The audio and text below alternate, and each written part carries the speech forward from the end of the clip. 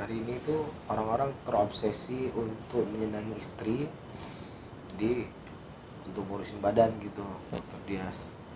Karena dalam Al-Quran kan Allah mengatakan walahunna mithlul ladzi alaihinna bil ma'ruf, yaitu seorang istri itu mendapatkan hak sebagaimana dia mendapatkan kewajiban, dia harus memberikan kewajiban sebagaimana hak itu juga kembali semisal kepadanya. Jadi Abdullah bin Abbas waktu itu beliau mengatakan, aku suka ketika istri aku berhias, demikian juga aku harus berhias untuk istriku. Jadi untuk merealisasikan ayat ini, kadang-kadang si suami kan pengen istrinya kurus tuh, ya kan, harus begini harus begini. Nah kita sebagai suami juga kan harus kurus seperti yang kita ingin sama istri kita. Nah jadi kan hari-hari ini tuh lagi rame tuh diet keto. Nah jadi saya termasuk orang yang diet keto, cuma masalahnya nggak kurus-kurus juga. Makan nasi, makan ini ya kan. Nah jadi kan sebenarnya kan sesuatu yang halal itu boleh-boleh saja dimakan kan. Cuma di sisi lain kan kata Allah fas'alu ahla dzikri kuntum la ta'lamun, tanyakanlah kepada ahlinya kalau memang seandainya kau tidak mengetahui. Nah bisa-bisa nanti mau diet malah mudarat yang dapat, ingin dapat pahala nyenengin istri dosa yang dapat kan. Gimana tuh gitu tuh? Oke, alhamdulillah, diet keto yang mungkin kita tahu adalah diet tanpa makan nasi ya, atau tanpa asupan karbohidrat ya. Mungkin ada beberapa orang yang memahaminya bahwa ya sudah, saya selama diet itu saya seharian penuh saya tidak akan makan nasi gitu untuk jangka waktu tertentu ya. Jadi makanannya hanya daging-dagingan, terus makan hanya sayur gitu. Sebetulnya diet keto ini menurut penelitian di dunia barat, dia yang ideal adalah 75% itu adalah asupan protein ke tubuh kita ya. Jadi diet keto yang versi yang ada penelitiannya ya, 75% adalah dari protein, dari kita makan protein hewani maupun protein nabati ya. Lalu ada 20% dari lemak ya, asupan lemak, dan ada 5% karbohidrat. Nah, yang sering orang lupakan adalah 5% karbohidrat ini gitu.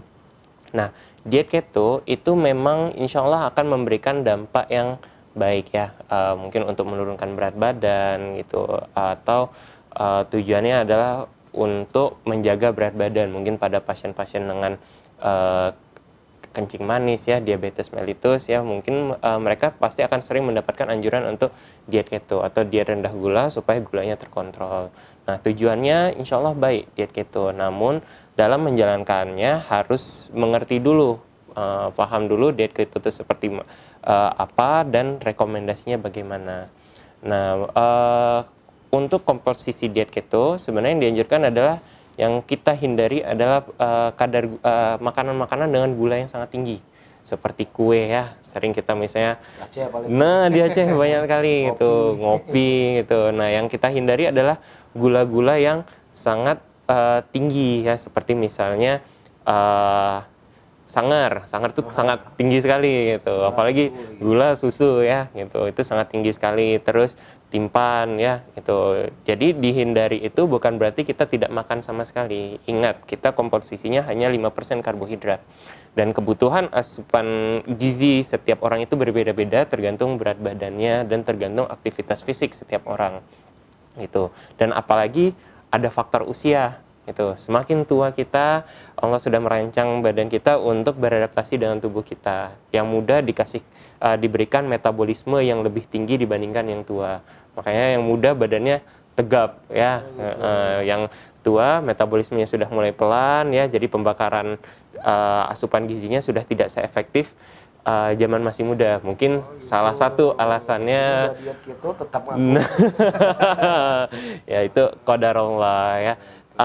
Nah, yang perlu diketahui adalah diet keto itu memiliki dampak yang baik kalau dijalani hanya secara periodik gitu. Rekomendasinya adalah 2-3 pekan diet keto, habis itu istirahat baru lanjut lagi. Istirahatnya berapa hari itu biasa, Dok? Istirahatnya boleh 1 hari, boleh seminggu gitu. Jadi kita makan nasi seperti biasa gitu. Itu supaya tubuh membiasakan. Karena biasanya orang yang diet keto lebih banyak gagalnya ya daripada berhasilnya. Oh gitu. Ada Ya. teman saya tuh satu orang gagal kayaknya dia.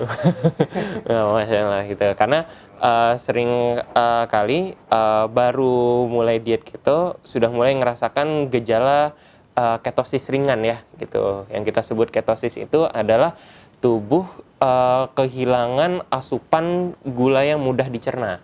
Itu simple sugar ya. Jadi karena sekarang dietnya diganti diet lemak ya, jadi asupan energinya berasal dari lemak, maka tubuh membutuhkan waktu yang lebih lama untuk mencerna lemak sebagai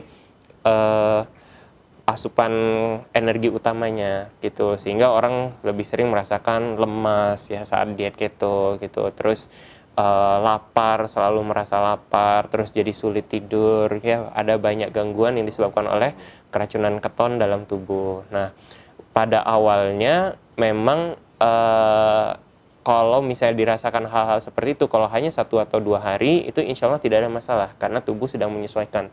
Tapi kalau sudah dirasakan lebih dari 3 hari, nah itu segera hentikan diet keto. Itu berarti Anda tidak cocok dengan tadi formula 75, 20 dan 5%. Itu kembalikan ke diet awal, nanti mulai pelan-pelan. Gitu. Dan banyak orang hanya diet keto tapi tidak diiringi dengan olahraga. Gitu ya. Diet keto yang tidak diiringi dengan olahraga sehingga meskipun lemaknya pelan-pelan menyusut tapi badannya tetap tidak bagus. Jadi kelihatan agak lembek ya tangannya gitu, lengannya. Ini Itu harus diiringi gitu ya. dengan olahraga gitu. Dan anjuran dari penelitian terkini yang dilakukan tahun 2014 di Italia itu rekomendasinya diet keto hanya dianjurkan 6 sampai 12 bulan. Gitu, gitu. Habis itu istirahat dulu, baru kalau misalnya mau merasa ingin menurunkan berat badan lagi, turunkan. Dan ingat, kita ada target ya, tidak boleh terlalu kurus dan juga tidak boleh terlalu gemuk. Dan selalu diiringi dengan gaya hidup sehat. Karena tujuan awal dari diet keto adalah bagaimana menjaga berat badan gitu. Ya. Jadi mungkin salah satunya juga dokter puasa lah pasti ya. Puasa, insya Allah. Sebenarnya dalam agama kita kan sudah diatur untuk jaga badan, jaga kesehatan, mungkin ya puasa lah ya. Apalagi mungkin di bulan ini, di bulan Muharram kan kita dianjurkan untuk berpuasa Muharram. Jadi badan kita sehat, kita nggak tersiksa, terus dapat pahala lagi kan. Ya gitu ya. Ustaz Wira, hadis tentang berpuasa di 10 bulan Muharram itu Sudah disebutkan oleh Aisyah radhiyallahu taala anha bahwa tidaklah Nabi SAW banyak berpuasa melebihi puasa di bulan Muharram. ya. Jadi beliau banyak sekali berpuasa di bulan Muharram. Terlebih lagi di tanggal 10-nya, yakni pada hari Asyura, disebutkan dalam hadis Abu Qatadah bahwa puasa di hari Asyura itu menghapuskan dosa setahun yang sebelumnya. Jadi kadang-kadang kita dalam urusan akhirat memang kurang bergairah ya. Jadi kalau seandainya misalnya yang punya mobil, yang naik motor, ini tahun ini akan dihapus semua pajaknya. Syaratnya harus gotong royong dari jam sekian ke jam sekian. Saya rasa semua mau pasti ya.